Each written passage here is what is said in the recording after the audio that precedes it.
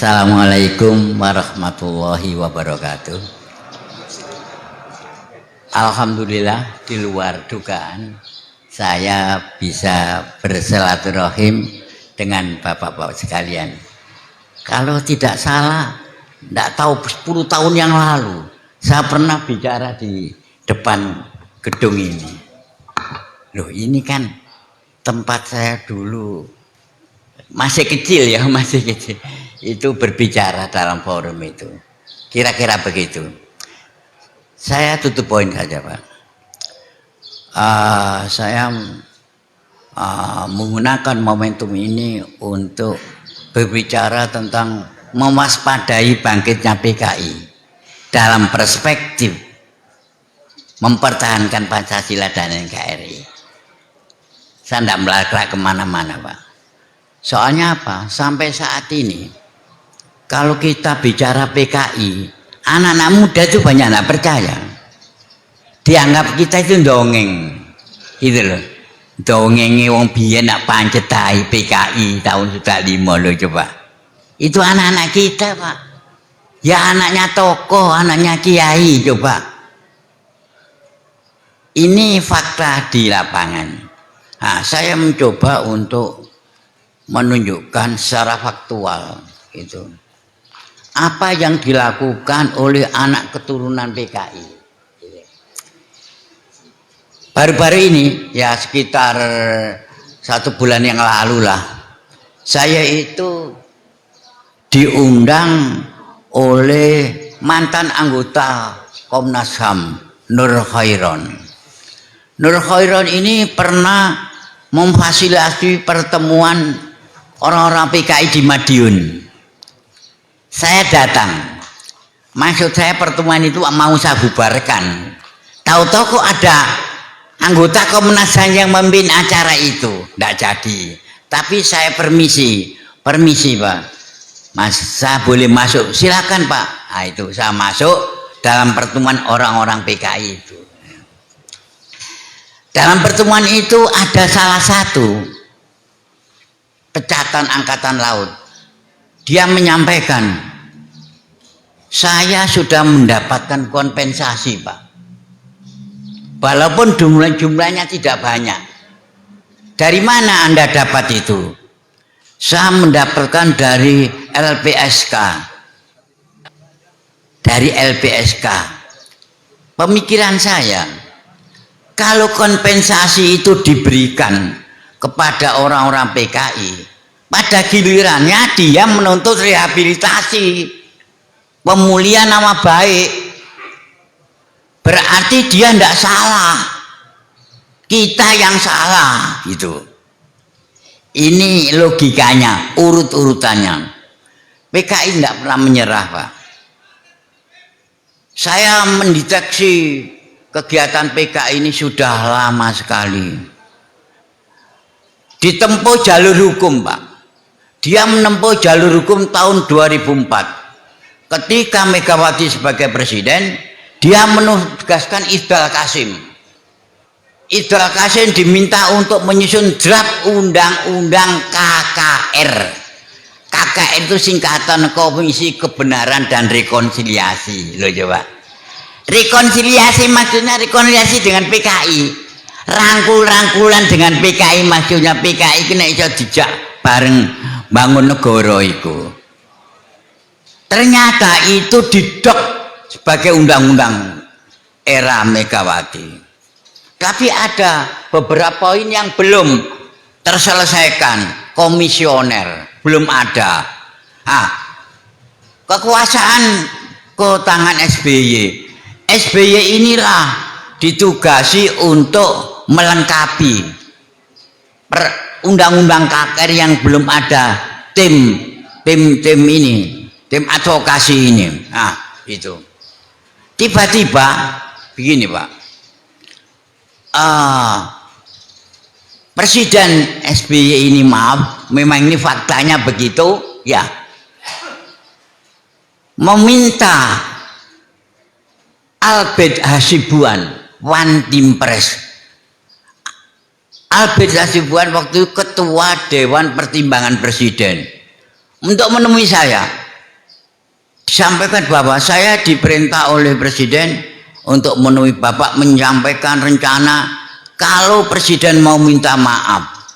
Saya katakan ini bukan urusan arukat pribadi, ini adalah urusan bangsa, termasuk bukan urusan Presiden pribadi. Kalau memang menginginkan begitu, mari kita bertemu. Betul Pak, tidak dongeng Pak ini Pak. One Team Press membawa 4 orang, saya membawa 26 orang, pertemuan di Hotel Bidakara, Surabaya. Dalam pertemuan itu ada satu yang bertanya, siapa sebenarnya yang punya ide minta maaf pada PKI itu? Dijawab oleh One Team Press Albert, SBY sendiri Pak. SBY sendiri yang nyuruh itu. Aduh, ini akhirnya terjadilah perdebatan, utusan Presiden angkat tangan karena kita melawan, seluruhnya melawan waktu itu. Seingat saya, memang saya penanggung jawabnya. Ini ada teman saya Pak Latif ini, saya suruh sebagai moderator pada saat itu. Akhirnya ya tertolak, tuntutan itu tertolak, dan saya diberitahu oleh Gubernur Jawa Timur Pak Karwo itu, saya dipanggil, Pak Aruka jangan khawatir, tanggal 16 Agustus nanti SPD tidak akan minta maaf pada PKI. Betul lah, tidak jadi minta maaf pada PKI. Jadi jalur hukum ini ditempuh, dia tidak ramai-ramai demonstrasi makan energi di jalan-jalan, terus tidak, jalur hukum ditempuh, undang-undang dibentuk loh, coba gitu.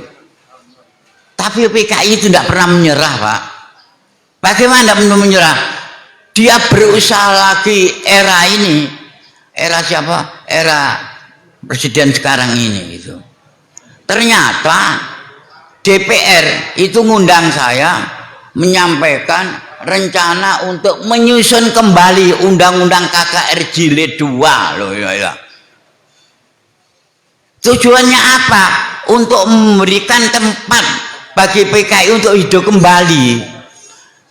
Saya mengerahkan massa Pak ke DPR.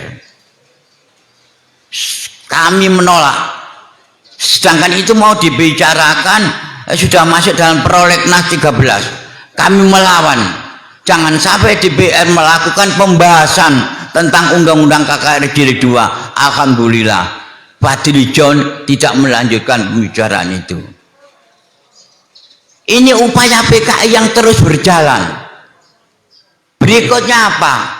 Kurikulum berbasis kompetensi. Ada Pak Guru di sini toh. Ingat KBK itu apa? Kan kurikulum berbasis kompetensi. Dalam kurikulum berbasis kompetensi ini, ya ini itu sudah tidak lagi ditancapkan pemberontakan PKI 48 dan 65, diganti pemberontakan DI, TI, PI, PRRI, Permesta. Lo coba 48 dan 5 dihapus. Saya melawan dengan guru-guru sejarah menghadap ke Mendiknas. Waktu itu Mendiknasnya Pak Bambang Sudibyo. Pak Bambang Sudibyo itu orang Muhammadiyah loh, nah itu. Kita melawan. Jawabannya itu kecil gitu. Itu kecil katanya, kurikulum itu kecil. Karena begitu maka saya naik banding menghadap Menko-nya, Menko Kesranya. Di situ saya dihadapkan kepada seluruh menteri di bawah Menko Kesra itu. Saya diminta untuk memberikan paparan, Profesor Aminuddin juga, Pak Taufik Ismail juga. Pak Taufik Ismail dari segi budaya, Pak Amin sejarah, saya politik. Saya sampaikan alasan mengapa kami harus menolak konsep itu. Akhirnya para menteri itu bicara Pak. Di antaranya adalah menteri dari Bali itu siapa itu? Dan menteri agama. Dan dia amat dari NU. Dia menangis ketika menyampaikan pendapatnya itu. Saya pikir kenapa kok nangis, ngomong ini kok nangis gitu. Kenapa pikiran saya? mungkin mampeng gak dikai bojone bae. Ternyata enggak. Ternyata enggak. Kenapa? Ternyata ketika 65 dan 48 orang tuanya dikoyo-koyo oleh BKI. Jero Wacik dan Menteri Agama Alwi Shihab itu menangis, betul menangis dalam rapat itu. Ya, setelah rapat pertemuan itu ternyata pemerintah ngambil keputusan mencabut kembali kurikulum berbasis kompetensi itu. Alhamdulillah berhasil. Tidak ada sesuatu tanpa perjuangan berhasil. Datang sendiri tiba-tiba tidak.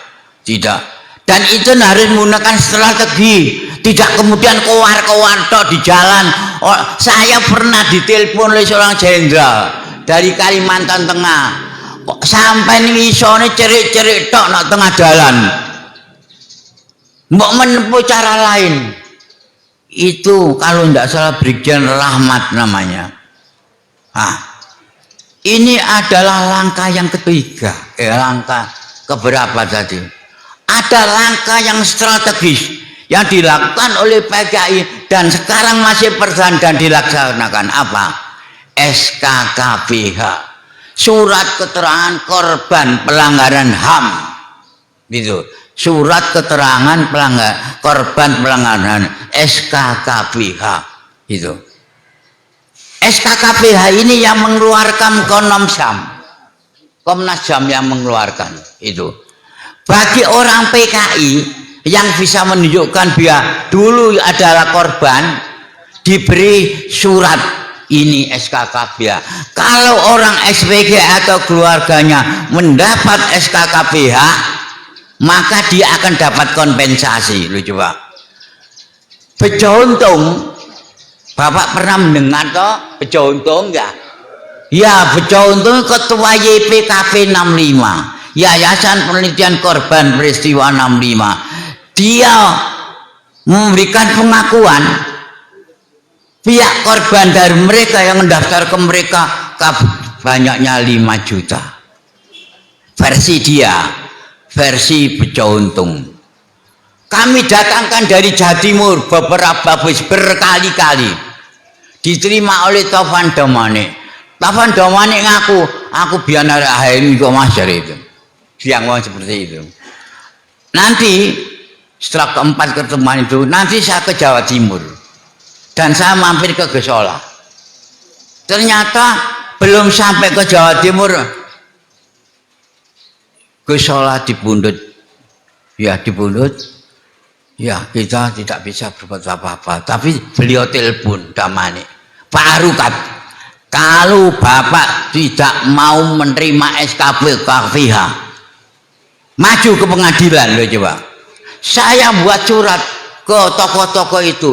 Ini permintaan Taufan Damanik. Kalau kita tidak mau SKKPH ini, ke mana ke pengadilan. Tidak mungkin Harukat dewi. Mesti ini iso nek gotong bareng-bareng dong gitu. Ojo ngomong doang. Kita itu naik kereta api tuh kelas B. Rega 80.000 situ 800.000, sing situ 84.000 bisa naik untuk keperluan ini. Alhamdulillah saya sehat sampai di umur 75. Sekarang saya itu sampai umur 75 ya saya enggak apa-apa tuh. Ya kadang-kadang geblak kadang-kadang nublek tapi ya enggak apa-apa. Alhamdulillah. Bapak sekalian, orang PKI itu mengkoordinasi dalam wadah yang namanya YPKP 65. Ya, YPKP, Yayasan Penelitian Korban Peristiwa 65 itu. Sementara kita orang Islam yang menjadi korban, ya si guru besar UI, lupa saya namanya, nyampaikan diumpamakan perang dunia kedua. Jepang itu yang mulai perang dikalahkan dengan sekutu, ya. Sekarang sekutu dia membayar pampasan perang dong, dia yang mulai kok dapat dikalahkan, bukan kemudian Jepang minta uang kepada sekutu supaya diganti rugi, bukan. PKI juga begitu. diumpamakan perang PKI yang mulai. Tidak mungkin lah ulama tiba-tiba beli apa wong PKI. Tidak mungkin. Dia mulai 48 itu, ya terus jumlahnya. Ini di Kepres nomor 27 tidak dicantumkan tentang peristiwa 65 PKI, tidak dicantumkan peristiwa 65 66. Berarti PKI-nya tidak ada. Ini bisa dilihat dalam Kepres itu. Bisa dilihat. Bahkan ditambahkan itu ada permintaan maaf. Katanya bukan permintaan maaf Pak. Itu pemulihan hak dan martabat. Ya padha ae dong. Nek dipulihkan hak dan martabatnya, dipulihkan hakikat mereka untuk berserikat dan berkumpul seperti yang lain gitu. Ini pendapat saya yang sampaikan secara resmi ketika tanggal 6 Desember saya diundang oleh Menko Polhukam melalui TPP HAM di Jogja di Hotel 101 itu. Satu yang tidak bisa saya lupakan adalah tiba-tiba Nur Khairon mantan Komnas HAM ngundang saya dibawa ke Hotel Sofyan di Jakarta. Ternyata saya dipertemukan dengan tokoh-tokoh PKI. Tokoh-tokoh PKI itu. Mereka 7 orang, kami 5 orang. Dia sampaikan Bejo Untung itu khianat, mencari uang saja. Bejo itu kan temannya loh, temannya mereka. Diolok-olok seperti itu. Saya tidak yakin ya. Oh yang penggawean PKI kan wujudan loh. Saya tidak percaya. Saya ngomong seperti ini. Tahun 65, siapa yang memulai? Itu. Apa kiai itu diam-diam mau menjelai orang-orang PKI? Tidak. PKI yang mulai dilawan dan kalah. Itu. Kalah ini akhirnya dia menempatkan dirinya sebagai korban. Apa jawabannya mereka? Saya tidak tahu Pak. Tokoh-tokoh PKI. Jadi dalam ini insya Allah mulai tahun 64 saya, 64 kan masih SMP. Saya senang ini. Tapi yang heran tidak pernah masuk partai Pak ya. Belum pernah masuk partai. Saya senang mulai tahun 64 sampai pensiun 2008. Sekarang sudah tahun 2023. Masih senang begini nih. Iya, saya juga heran. Saya sakit mendengar ada ancaman PKI saya berangkat sembuh itu. Orang-orang jalur, kok sampai waras? Pak Kiki kemarin tanggal 15 Mei saya yang undang. Tiba-tiba saya sakit. Mau ndak datang anak-anak saya ndak boleh, ndak usah datang, ndak usah ndak. Saya harus datang, saya ngundang. Antar saya ke kereta api. Saya sudah beli tiket. Betul itu. Saya datang naik kereta api tanggal 14 jam 4 sore, datang di Jakarta jam 2 malam. Terus saya langsung ke tempat peristirahatan di Hotel Arsonia itu. Pagi dijemput, akhirnya ketemu loh. Pak Aru kan sakit, siapa? Enggak apa-apa kok saya gitu. Sehat alhamdulillah gitu. Sampai sekarang ini. Jalan saya kan enggak digelong toh. Ya, kan enggak tuyuk-tuyuk gini. Biasanya kan umur 70 kan segini toh. Ya. Betul enggak? Ya. Katanya ininya sakit, alhamdulillah saya tidak. Soalnya enggak mungkin sekian ini masuk sama ruangan kecil itu kan enggak mungkin toh.